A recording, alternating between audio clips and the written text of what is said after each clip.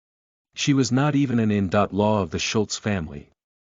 It was quite arrogant for that lowly woman to stand in the way of my grandfather and greet him. Grandfather looked through Maria Patron and asked, pointing to Vestian.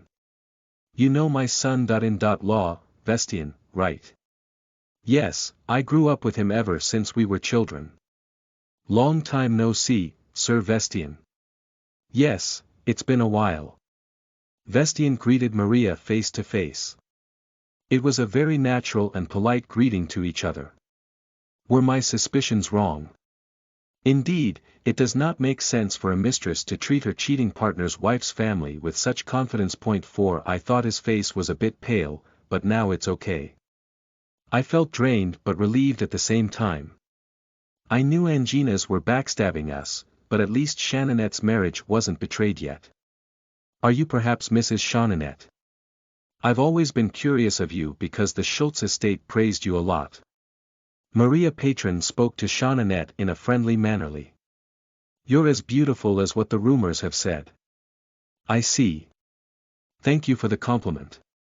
Shannonette, though awkward, smiled politely. You're welcome. But Maria Patron's gaze at Shannonette did not say she was pretty at all. It was the exact opposite of what she has said. Something's not right. Maria Patron and Vestian looked like old acquaintances that really happened to meet. But something was off. I'm getting a hunch. Then, I hope to see you again. Maria Patron greeted and moved away. Vestian glanced at the woman and returned to his usual business, chatting about wine again. After that the Lombardy people scattered. Me, my father, Shannonette, and grandfather sat down and ate together. V's and Laurel's family went away, saying they knew people on the other side of the banquet hall. Claravan was busy with people looking for him throughout the banquet, but he would return from time to time to make sure we were comfortable. Oh, I feel ill at ease. What I thought would happen, didn't happen, and it left me with a vague feeling. I need time to find out more. It shouldn't go on like this, my gut was saying something. Our Tia is quiet today, isn't she? What's going on? My grandfather asked, putting a small cut of steak in front of me. Nothing's wrong. I was just a little surprised, so I was busy looking around, Grandpa. Yes, Tia is close to Claravan, so she deserves it. Grandfather patted my head and said, no matter how busy Claravan gets, he said he will continue teaching Tia, so you must learn hard. Yes, Grandpa. I answered gently like a good granddaughter and brought a piece of meat to my mouth. I feel a little strange. For many of these people, the success of the pellet company which is currently being celebrated by the nobles of the empire is all mine. And no one here knows about it. No wonder I felt kind of proud. It really feels strange. After I had a rough meal, I left the table under the pretext of going to the bathroom. It was to meet with Claravan and conduct an interim inspection of the banquet. We were supposed to meet secretly in a small room on the second floor of the banquet hall.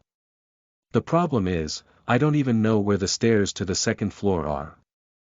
I walked around looking for a place where there could be stairs. I turned at the corner of the banquet hall and saw a sign that said bathroom. Where the hell are the stairs? As I turned around swallowing a sigh inside, I saw Maria Patron's back just coming out of the bathroom. And a hand sticking out of the corner deeper into the hall pulls her away. Ah! Shoo, it's me. It's the voice of Vestian. I stood close behind the corner and hid myself. But it's weird. I didn't hear anything. I quietly extended my head and looked in the direction where the sound had been heard. What the hell are you two doing to be so quiet?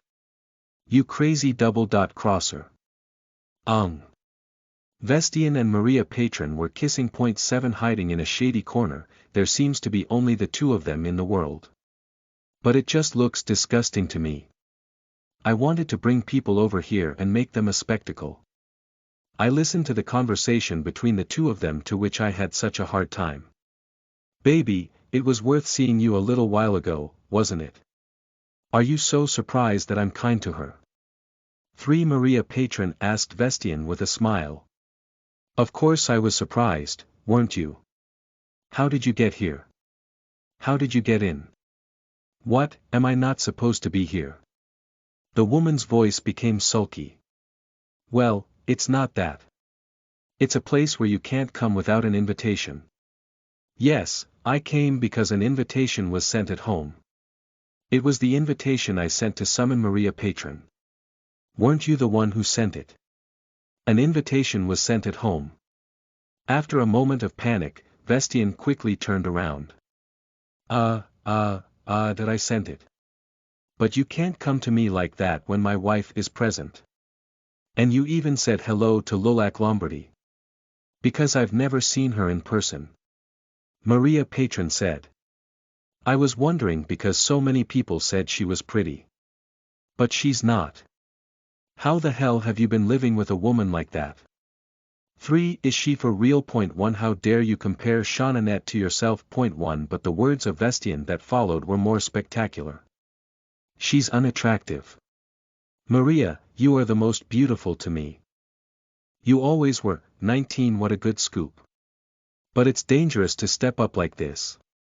You know, Maria. It's not the time yet. Lombardy may be stupid, but there are a few who are quick-witted. But I'm bored. It hasn't been long since I moved to the capital, but I'm already bored.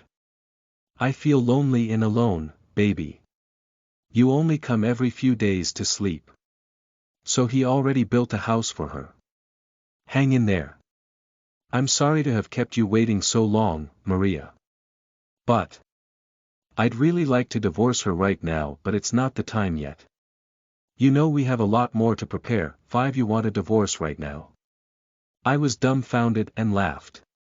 Vestian placated Maria Patron and the two separated shortly afterwards to return to the banquet hall. I was left alone in the quiet hallway calming my still pounding heart. You're sorry to have kept her waiting for so long. Then it means this extramarital affair happened so long ago. It isn't time yet. Vestian said so over and over and over again. It sounds like you're waiting for the right time to divorce. And what bothers me most was the last thing Vestian said. You know we have a lot more to prepare. What more do they have to prepare? Money.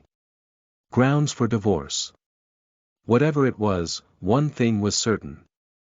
In his previous life, Jeanette was completely deceived by Vestian not only in marriage but also in the grounds for divorce. Shanks notes, / the drama. I live for this kind of chapters fr. The boiling hot tea that Tia holds.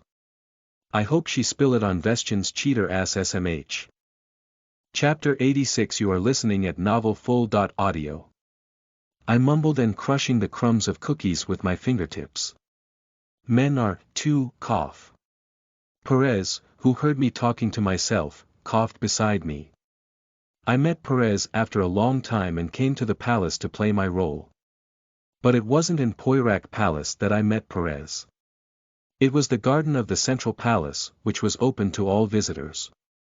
I didn't commit a crime, and there's no reason to be stuck in Poirac Palace all the time. Caitlin and Kyla set the tables and chairs in the best sunny spot near the fountain.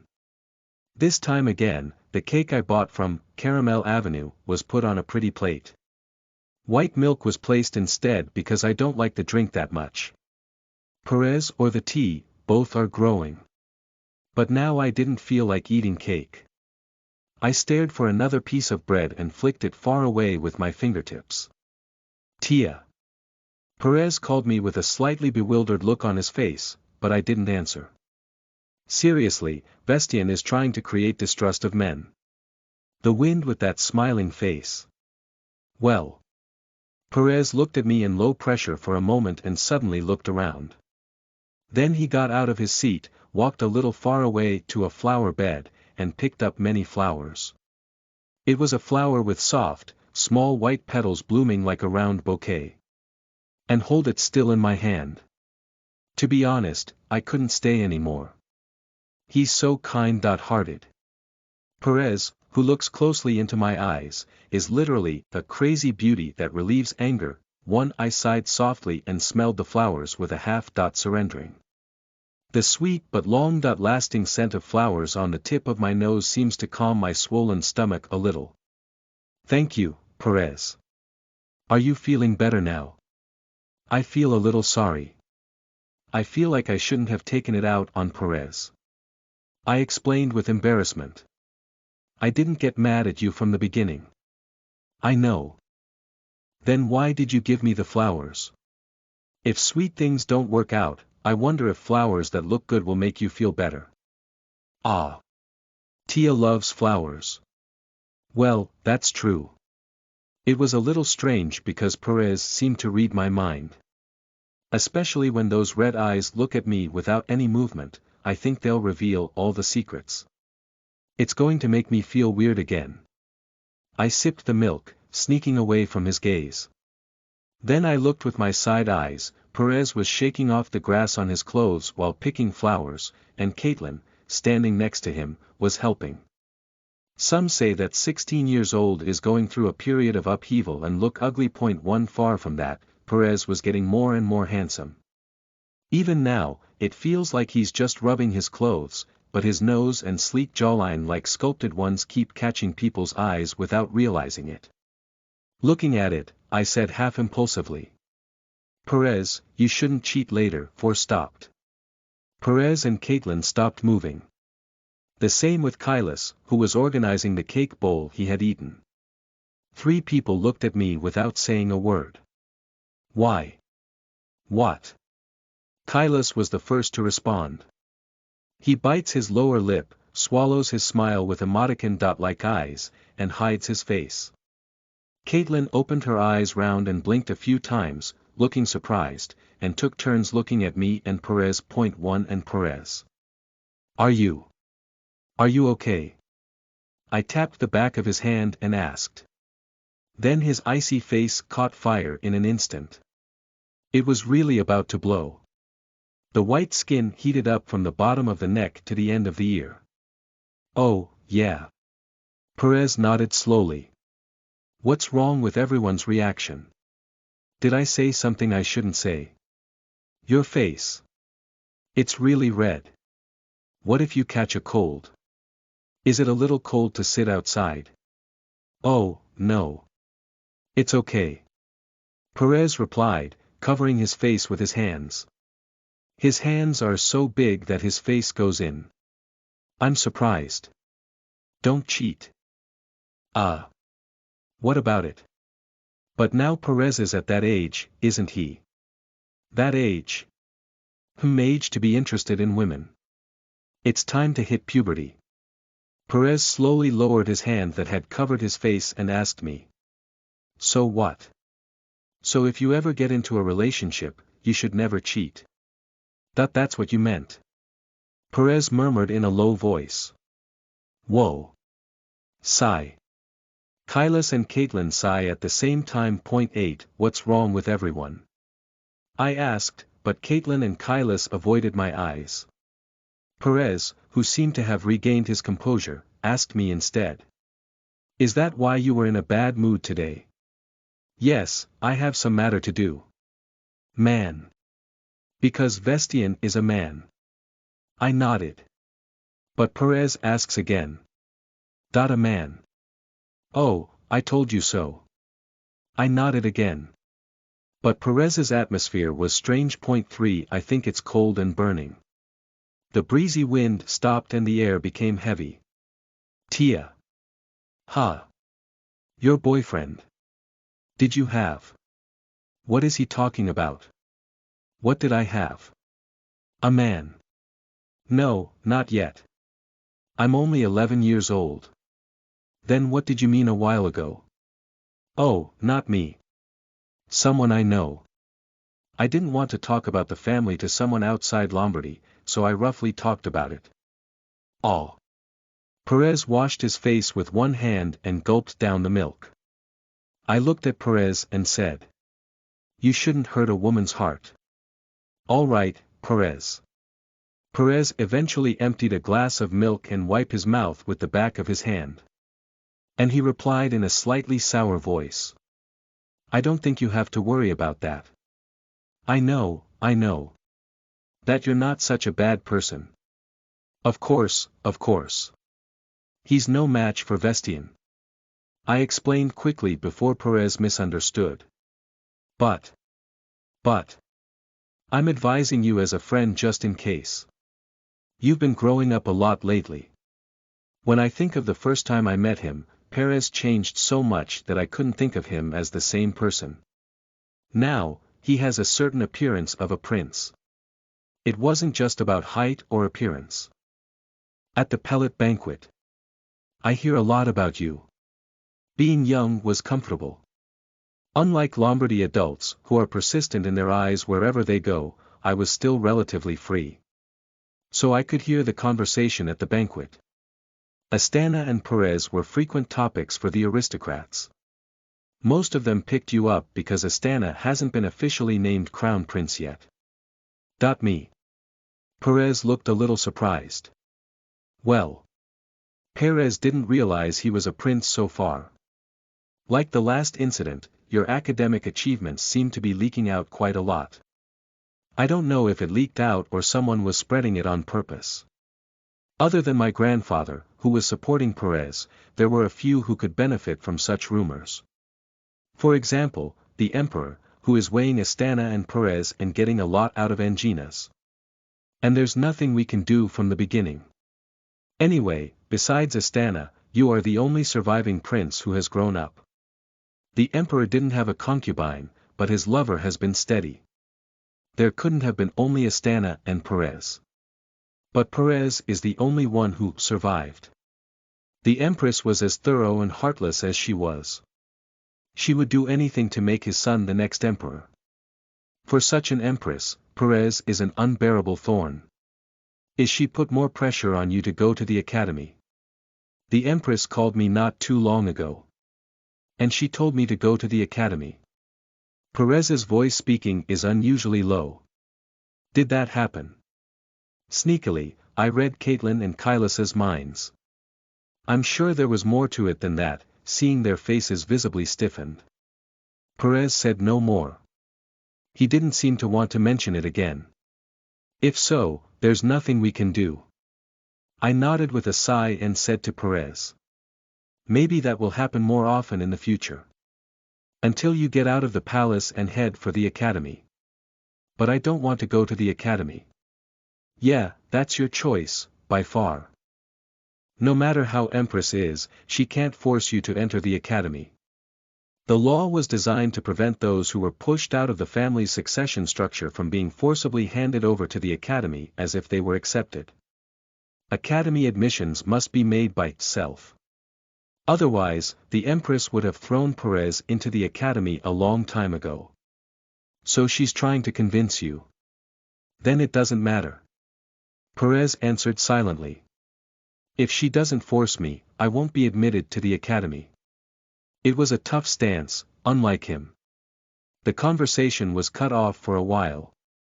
Perez is lost in thought, what he's worried about. I wondered if there was any way I could cheer Perez up, and suddenly I remembered the gift in my bag.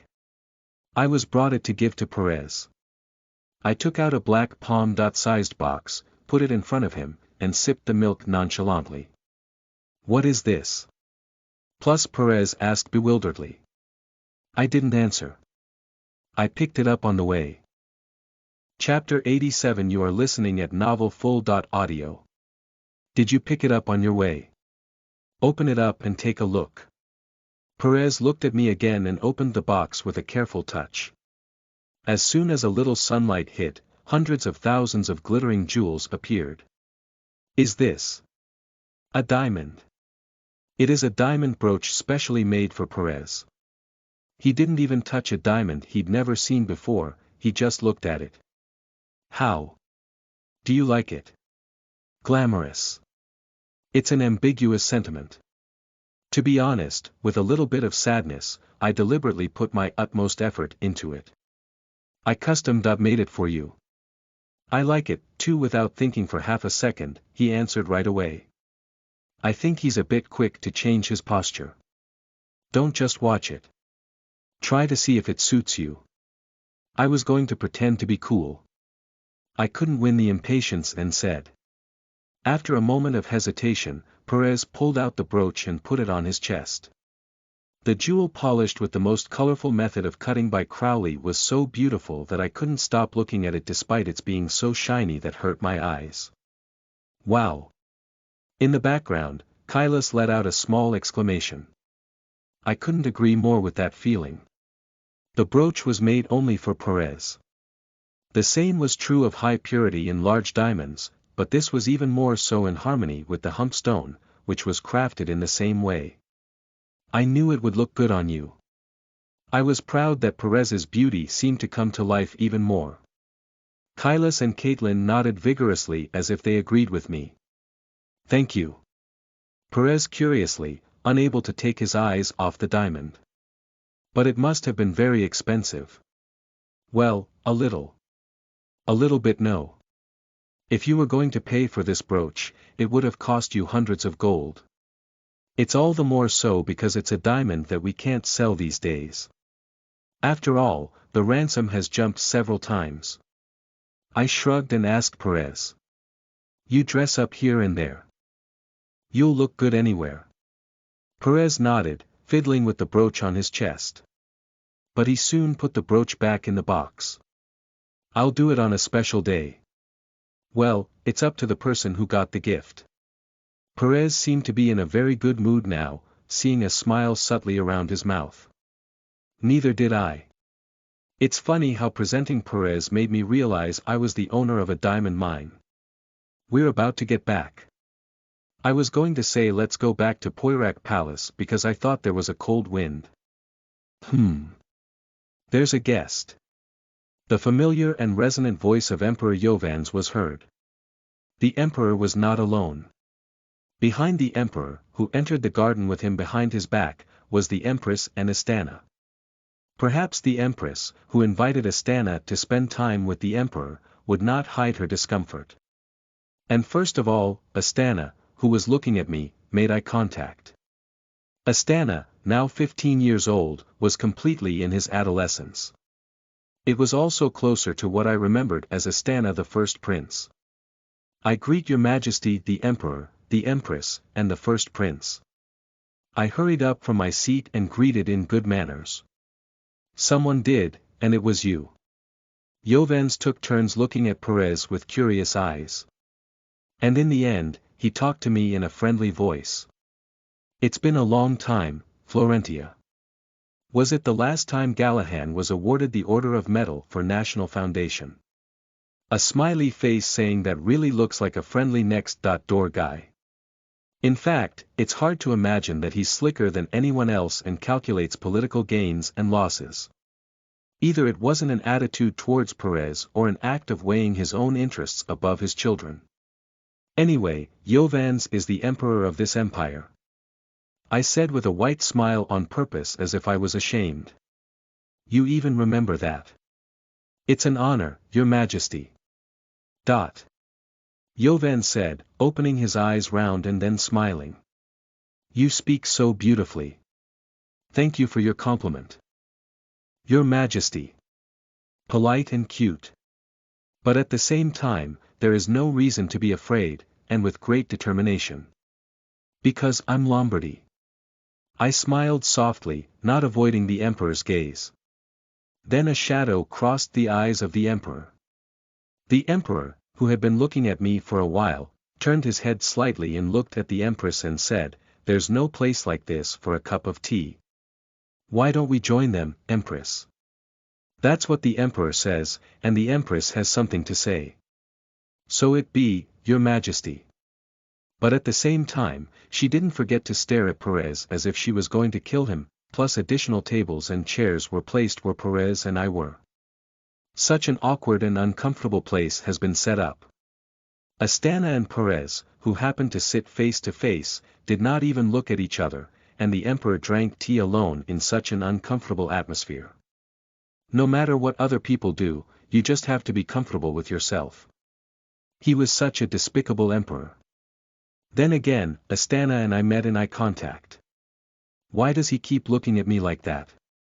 It was a really uncomfortable tea time. Oh, I can't wait to go home. The Emperor asked me, I regret it, I should have stayed at Poirac Palace. Is Gallahan all right now? Yes, thankfully, the medicine worked well and recovered without any after-effects. That's a good thing. The Empress said as she intervened in the conversation. What a relief. She was going to take away my father's ready-to-ware business. And the second prince? The Empress is called Perez. Yes, Empress. Perez replied reluctantly, with a smug smile. You'd better welcome guests inside the Poirac Palace as much as possible. That's where the second prince lives. In short, she meant not to wander outside, but to stay in Poirac Palace. No, why? So you and Astana can walk around in perfect condition. I thought I'd stay still and drink tea, but I can't. I answered instead. It's my fault, Empress. With my face full of tears. I wanted to see the garden here, so I begged the second prince. Please scold me. The Empress was embarrassed for a moment and coughed in vain. Well, if Lady Lombardy says so, let it slide this time. I heard that anyone who enters the palace is free to enter. It's my fault that I was wrong. I'm so sorry, Your Majesty. I immediately turned the gaze to the Emperor. In fact, everyone knows that this garden is freely available. The Empress is being unreasonable. Under these circumstances, there is a certain word that the Emperor can say. It's not that you are wrong. This garden is open to the public. Really? Then can I come to see here every time I come to the palace, Your Majesty? The Emperor looked at the Empress and nodded slowly. Oh, I'm glad. The Emperor said there was no problem, so the Empress had nothing to say. I smiled more innocently on purpose and said to Perez. I can't believe I'm going to be able to see the garden again. I'm glad, aren't you, Your Majesty, the second prince? I kicked Perez's foot under the table. Yes, I am. Fortunately, Perez replied appropriately. Thank you, Your Majesty. I kept smiling at the Emperor, leaving the Empress out of the conversation. The Emperor stared at me like that and said in a mischievous voice. Well, she's different. Florentia, why don't you be my daughter? There will be a lot more fun to be my daughter than Gallahan's. I'm in the pellet business these days, in the mine. You don't even know how much fun I live. It was ridiculous, but I answered deftly with a smile. I don't know about my father, but you might have to fight with my grandfather. Are you going to be okay? My grandfather really fond of me, what? Surprised by my bold reaction, the Emperor burst into a big laugh. Ha ha ha. What a witty child. Then, in a moment, the voice became quiet. Yes, I can see at a glance that you are loved by the household lord. What a good quality diamond. It was my head where the Emperor's eyes were fixed. To be exact, it was a hairpin. A thick diamond the size of a thumbnail and a smaller diamond were embedded around it. These days, diamonds are so popular that it's hard to get a small one. It's so sweet of him to buy such a hairpin for his granddaughter. Even so, the Emperor's eyes did not fall off my hairpin. It was terrible greed. Obviously, the Emperor was bought twice the size of it when the diamond business was established. He also secretly bought several sets of earrings and necklaces. I know for sure because I approved directly to Claravan. Such a physical desire, even though he was born as a prince, has given everything and became an emperor. He was a great man in a way. I raised my hand and said, smoothing my hairpin. I'm ashamed of this, but this hairpin is not a gift from my grandfather. So, is it Gallahan? No, I got it from my teacher, Your Majesty. Teacher? Jovans tilted his head. Yes, Claravan Pellet, who runs Pellet Company, is my teacher. Whoa, Claravan Pellet. Jovans was genuinely surprised, as if he didn't know. He's still teaching you even after he left Lombardy. Yes, Your Majesty. You must be truly a precious disciple.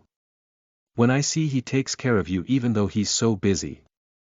Plus, thanks to his care, I'm watching and learning a lot. Yeah, that's the best learning. I could feel it immediately with my skin. The Emperor's eyes on me have changed. But Astana, who was still without saying anything, caused an accident. What's this? He suddenly took the brooch box in front of Perez. Chapter 88. You are listening at novelfull.audio. It's... There was no time to stop. Astana, who took the brooch box as if it was his own, immediately opened the lid. Diamond brooch. What, this big diamond? Astana and the Empress muttered in surprise at the same time. Snap. Perez rose from his seat and took the brooch box roughly. You. The Empress glared at the sight. How could you possibly do that? Astana didn't seem to believe that the brooch belonged to Perez. It's a brooch I gave him as a gift. I said with a humble smile. Your Highness Second Prince, if you don't mind, why don't you show the others a little more brooch? Show off more properly. Perez was very loathsome, but he obediently reopened the brooch box. Greed and envy flowed down from the eyes of the three who saw the best jewels shining. It's the best. It's thrilling. Ha! The second prince has a good friend. The only one that had a mind to say was the Emperor, who already had a large diamond. As far as I know, the Empress and Astana don't own any diamonds yet. Angina's put in a few orders, but I put their priorities at the back of my hand. So it will be very later for the Empress to get her hands on diamonds unless she buys them with more money than any other aristocrat. Originally owned by the Anginas, the mine is now mine. 2 This diamond was originally owned by the Empress and Astana. It's mine now. 5 There was something I really wanted to say to the two people sitting side by side and staring blankly at the diamond brooch. You don't have this at home, do you? 4 A few days after visiting Imperial Palace, I came to the pellet office again. She has wasted a lot of money, Claravan said while turning over the papers with frowned eyes. After the pellets banquet, I asked Claravan for help again. Vestian's performance was excellent enough to tilt Claravan's head over his affair, who knew that Vestian was approaching Angina's. So that everyone doesn't doubt Vestian's mind about Shaunanet at all. However, when I told him the scene I witnessed myself, he quickly rolled up his sleeves and secretly recognized it by mobilizing his remaining connections in Lombardy. It's weird that he hasn't been caught in a while. Is it that bad? Yes, of course, if you look closely, you'll see something suspicious in no time. I don't think anyone suspected Vestian Schultz. No one else, Vestian Schultz, son-in-law of the Lombardy family. Who knew that a member of Lombardy would be siphoning off Lombardy's wealth? Only those who know very well about the inside will know. There's nothing wrong on the surface. Claravan talked for a long time just by looking into it for a few days. Vestian got married 16 years ago. Then how much did he steal and make it his own in that long period? I shook my head because I didn't even want to think. And Vestian Schultz sent me a visit. He said there's something he'd like to discuss for a moment. Did he find out that Claravan was investigating himself? He asked me directly the day of the banquet, so I don't think so. What is he up to? With the mines it was supposed to go to Angina's being taken away by us, I had a rough idea of what he wanted to discuss. Oh, and what about real estate?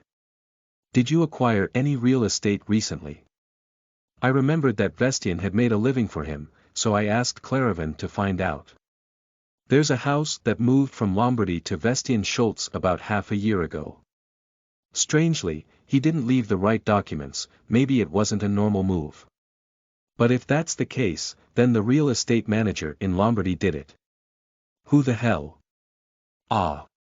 Who's managing Lombardy's property is none other than V's. You mean V's had some knowledge of Vestian's behavior? These Dumbas. It's unclear whether V's knew that Vestian was cheating. I thought V's would at least know that Lombardy's property was precious. Well, if it's in his interest, he'd give him more. Claravan nodded in agreement with me. So he's the one who passed down the habit. I mean, it's like father and son. It was Belsac who was in charge of real estate management after kicking me out of my previous life. Hand over Lombardy's real estate to close aides, it was exactly like his father's do. Like father and son. Ah, it's nothing. Then meet Vestian Schultz and listen to what he's talking about. Yes, lady. And if Vestian? The reason why Vestian asked Claravan to meet was obvious. So I made some moves and told Claravan how to respond. Asterisk asterisk asterisk, come on in, Vestian. Long time no see, Claravan. Vestian Schultz visited the Pellet's office. It was only half a day after sending a call, he can visit. I should have come before. Vestian said with high air. He sounded as if he was sorry that he couldn't care. Claravan's straight eyebrows twitched invisibly. He hasn't figured out the situation yet. Confused, Claravan looked straight at Vestian, crossed one leg, and placed his interlaced hand on it. He also raised the corners of his mouth and laughed at them. Even if you had come earlier, I wouldn't have met you. I'd have been too busy to make time for Vestian. It meant he couldn't afford to meet you. Watching Vestian's eyes twitch, Claravan continued leisurely. So, what brings you here today? This is very disappointing. Do we only see each other when we have something to do? Yes. Claravan said plainly. We don't have personal relationships enough to sit face to face. And Claravan's icy gaze swept Vestian from head to foot once. He pointed out his arrogant attitude as if he had visited his subordinate's office. Claravan was no longer Lombardy's employee. What was more regrettable was Vestian. Claravan could always get up and go to meet someone much more important and valuable than Vestian. Comb. Perhaps aware of it, Vestian took his back off the sofa's backrest and sat down straight away. Only then did Claravan's sharpness abate a little. The reason I'm here today is that. Vestian glimpsed, checking the closed office door. The invitation to the last banquet. Yes. What happened? If you don't tell me exactly, it's hard for me to answer. Are you saying there was something wrong with the invitation to the last banquet? No, it's not that. It was even pathetic to see Vestian smiling hard. There was a person at the banquet who didn't seem to receive an invitation from Pellet. Oh, Lady Maria Patron. Vestian's face hardened for a moment when his mistress's name came out. He tried to smile again after that, but it wasn't the same smile as before. Meanwhile, Claravan was again admiring Florentia's ability. She told him two things about Vestian as if she had predicted it. Indeed, one of them came out. Claravan was as expected and moved again, under his expressionless face. Whoa! Vestian washed his face. And the face revealed was a little different from what Claravan had ever known. Since when have you known? Skimmed away the fake smile from his handsome face, all that remained were shiny eyes. I don't think that's the big question right now. Then I'll ask you again. What the hell were you thinking? Did you want to see Jeanette collapse in shock in front of all of them? It was too poor for an excuse for someone who cheated. Worry about your wife. Claravan laughed in vain. It was just a gesture of goodwill. I thought Lady Patron might want to come to Pellet's banquet. It must be hard for her to get a place in society since she recently moved up from the Schultz estate. Vestian flinched. It was because he realized that Claravan knew more about Maria than he thought.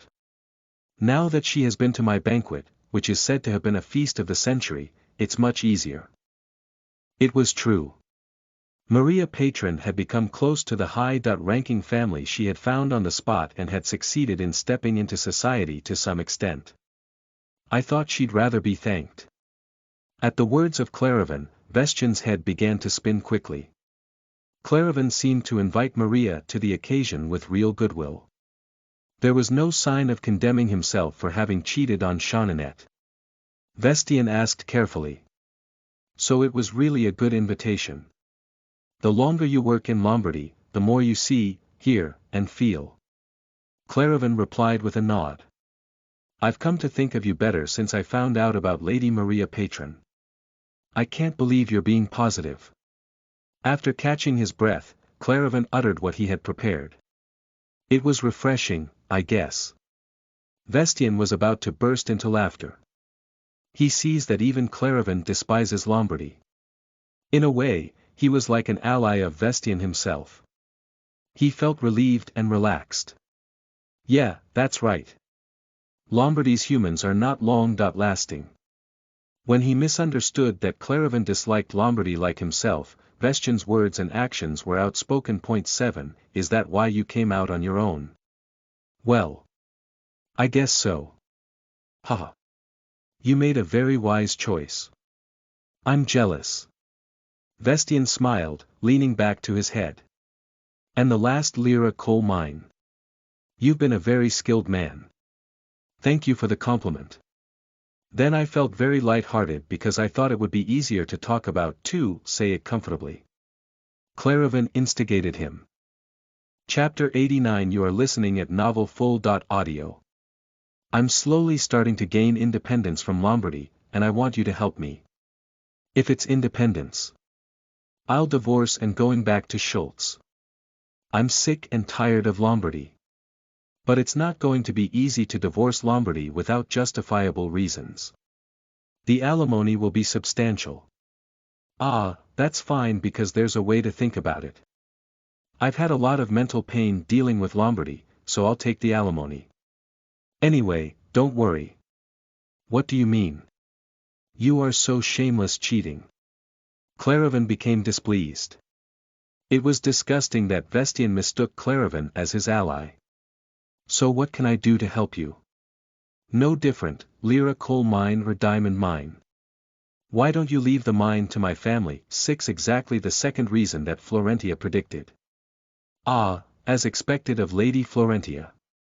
Claravan was inspired by Lombardy's hope and light to deal with the trash in front of him. Well, I'll think about it. Vestian could not hide his disappointment at Claravan's words and tried to convince him with various words, but Claravan kept his attitude of, I'll think about it. It was also half true. He has to follow the will of Florentia. Okay, you'll have to think about it. Vestian stepped back for now. Instead, he made an appointment with Claravan a few days later. At that time, he was planning to meet the terms of the contract by lowering mining fees. But annoyed by the fact that things didn't happen immediately, the act of arriving at Lombardy's mansion and taking off his coat was rough. I'd have to get the right of a diamond mine, so I could leave Lombardy. Then a familiar voice spoke behind his back. When did you get here, Vestian? It was his wife, Jeanninette.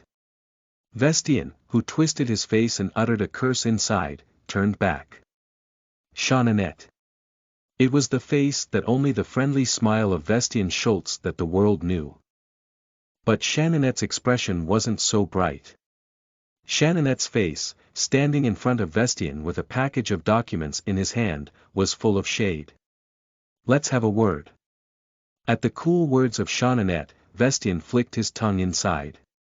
A couple conversations over the past few months have always been like this.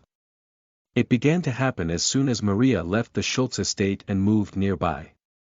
Jeanninette suddenly began to ask questions about Vestian's stay out, which she had never cared about, and also put the brakes on hanging out with his brother. In law, vs. She also showed a little interest in the work of Lombardy mining, which was entirely part of Vestian. Like a person who knows something. What's going on again, Jeanninette? Vestian said, hiding his tantrums, smiling helplessly. 1 If it's because I didn't come back home yesterday, I can't help it because I'm busy with work. Tap. Vestian stopped talking after seeing the documents Jeanninette put on the table. Why do you have the mining company's transaction history? Even Vestian's words were sharpened. There was no choice but to do so. It was a history of taking money away from Lombardy. Vestian. Shannonette's calm voice rang in the room. I'm sorry to meddle in your business without your consent. I know it's unpleasant. Shannonette apologized calmly first. But I had to make sure. Since accidentally listening to the conversation between Vestian and Duroc Top's owner, Shannonette has never had a day of ease. At first, she thought she was wrong, but when she heard that Lombardy had failed at the auction of the Lira coal mine, she was in despair. Without the variable pellet, the coal mine, or the diamond buried below it, would have been returned to Anginas as promised by Vestian and Duroc Top. Shannonette had to accept the fact that her husband is joining hands with Lombardy's hostile family. Slowly, she began to investigate what his husband had been doing. And the immediate document was the result. Explain, Vestian. What the hell is going on? Nevertheless, Shannonette sincerely wanted to believe. Vestian must have his reasons. How did you get this? It's all classified. But the husband was only wondering how she got her hands on the papers. You wouldn't be able to access the mining company's secrets without my consent. How can? Vestian, who was gibbering in embarrassment, found the answer himself. Yes, that's right. You were Lombardy. Lombardy's line of command had the authority to engage in the business of Lombardy whenever they wanted to. It didn't matter who was in charge. As soon they want, they will have the authority over the person in charge. It was an absolute power not given to those who became Lombardy through marriage. So what do you want to say, Shannonette? How can you be so confident, Vestian? Shannonette shook her head. You've siphoned off a lot of money from Lombardy in the meantime. And that's what I found out. How can you? It's all for us. You did it for us. Vestian made up a sad face. 3 Shannonette is weak-minded. 1 He was determined to take advantage of it. Shannonette, I love you so much. As a man, I married you with the shame of not being able to pass my last name to my child. In the meantime, he seems to have been caught stealing Lombardy's money, but there was still a way out. But people in your family kept ignoring me. With the Schultz. It was mainly V's and Laurels who ignored Vestian and Schultz. But in the end, it was the two who got closest by necessity. But Vestian left that out and went on. That's why I had to. I'm going to make the Schultz a little bit more suitable for Lombardy. 1 By siphoning off Lombardy's fortune. Did I feel comfortable to do that? Vestian continued to appeal to Shannonette for sympathy. There's a grant from Lombardy to the Schultz. Couldn't you be satisfied with that money? Thousands of gold are provided to Schultz every year. It was Lulak's consideration for his in-laws. Vestian sighed, pretending to be frustrated. Yes, it is true that he arbitrarily gave Lombardy's money to Schultz. But that kind of money doesn't mean anything to Lombardy, does it? I tried my best to find a way for your husband and you to be happy. It didn't matter. At any rate, it was Lombardy's property. It was not money that Vestian could give to his family at will. Shannonette was aware of that fact. But she couldn't pour those words out on Vestian. Shannonette loved her husband too much to do so. Shannonette was rather saddened by the words, "It was all for us." 2 The proof is that for years now, no one knew when it was gone. It doesn't mean much to Lombardy, but it's something Schultz needed. Shannonette wanted to cry.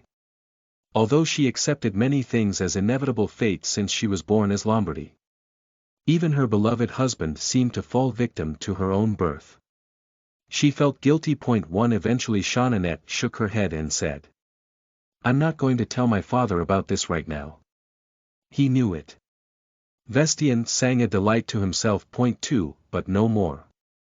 And in the meantime, the money that went back to Schultz. Let's say Schultz borrowed it from Lombardy. Even if it takes a long time, it's all back to Lombardy. Of course, Vestian didn't mean to. But he nodded passionately.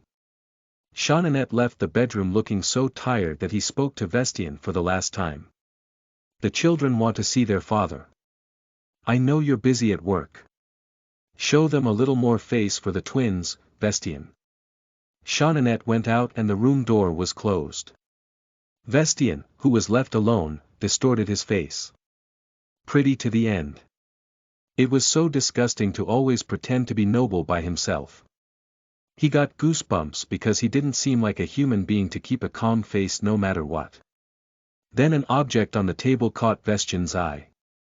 It was the relic of Jeanninette's most cherished mother. 2 It was actually annoying to sweep and wipe the shabby necklace, which was nothing special. How can you stay so calm at all the time? Laughing profusely, Vestian put it in his pocket. 24 ****. What are we going to do today? You're right. Sigh. The naughty little boy. I don't know if Crane has unlimited stamina. No matter how much he plays, he's not tired. Lorraine, who was playing with Crane too, ended up suffering from body aches. I had no choice but to bring Crane, who was crying because he didn't like Astalio. He's a kid who collects bread pieces for mice living in the kitchen because they're cute. I don't know what they're thinking taking this kid to the hunting ground for. Shall we go read a book? Or should we make a flower crown like last time? I'm going to the twins. Since it's a holiday. The twins are probably at home without training. They're the only people I know who can handle Crane's full-like stamina. If I go and throw Crane, they'll have fun. 1 As I walked listening to Crane's chatter next to me, I quickly arrived near the twins' house. What's wrong with the atmosphere? The front door is wide open, and the atmosphere is chaotic. Oh, my God. Who the hell? Some employees can hear a murmur as they look toward the open door. Crane, come here. I grabbed Crane's hand and carefully stepped inside.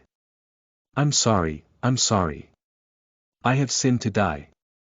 The first thing I heard was someone's loud voice. Entering the drawing room, 2 maids, who seemed to be the main characters of the voice, were bowing their heads. The 2 were apologizing for something continuously with their white faces. I'm sorry, Madame Jeanninette. One of them was one of the maids responsible for the main building. Jeanninette, the target of the apology, was standing in front of the 2, so her face was not visible. The maid looked hopelessly up at Jeanninette's back and cried, closing her eyes again. I'll find the necklace no matter what.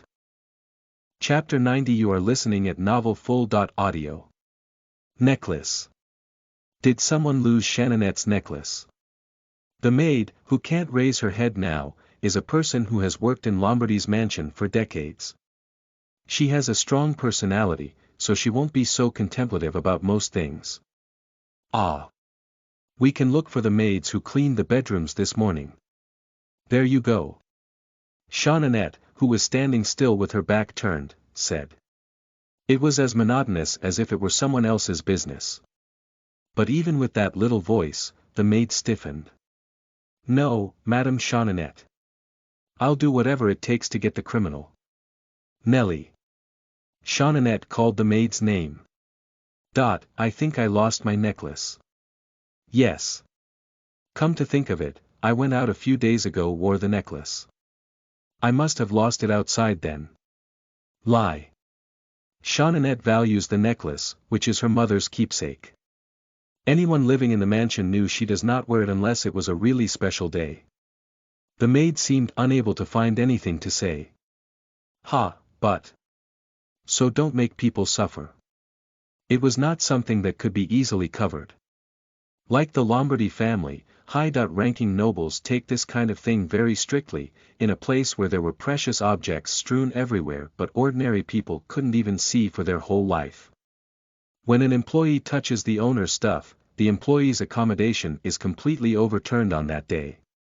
But if you don't get what you're looking for, you'll have to take some powerful servants and torture them to confess.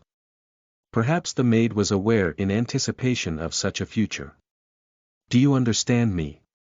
Jeanninette, who still hasn't shown her face, asked in a stern voice. Yes, Madame Jeanninette. Thank you. The maid, who probably cleaned the room, said, barely holding her quivering body. Let me rest. The maids and other employees all went outside at Shannonette's command. I was wondering if she should go to her. Somehow it doesn't seem right to leave Shannonette alone. The door closes with a clatter. It was that moment. Shannonette's body, which was standing upright, collapsed. Ha! She looked so small from behind, sitting there and covering his mouth.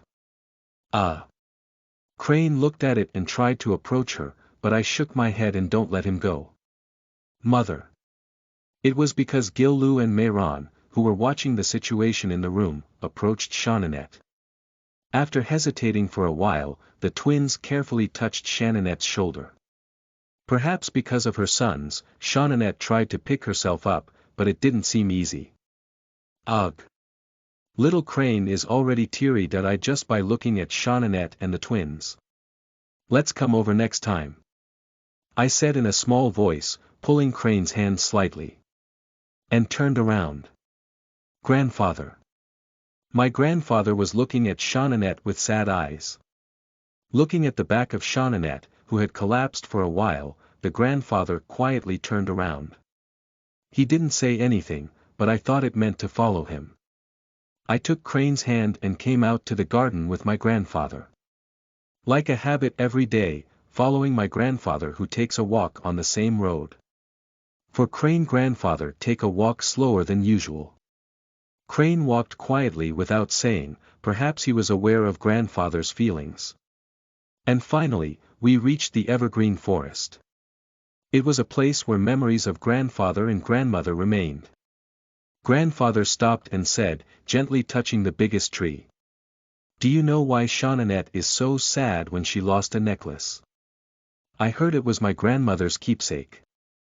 I answered carefully. It's a precious thing. I'd be really sad if something so precious disappeared. My grandfather, who touched the pine tree as if he missed it, smiled back at me. And he patted my head. It was a touch that was a little lackluster. Yes, I can't believe you understood Shannonette's feelings. Our Tia is very kind. And my grandfather spoke mumbled. Shannonette was very close to Natalia. She was the first and the only daughter among her siblings. Natalia gave it to Shannonette herself just before she closed her eyes. The necklace was more special than I thought. Point 2 Now that she's lost such a keepsake, how great a sense of loss must be. If it's something so precious, she must find it at all costs.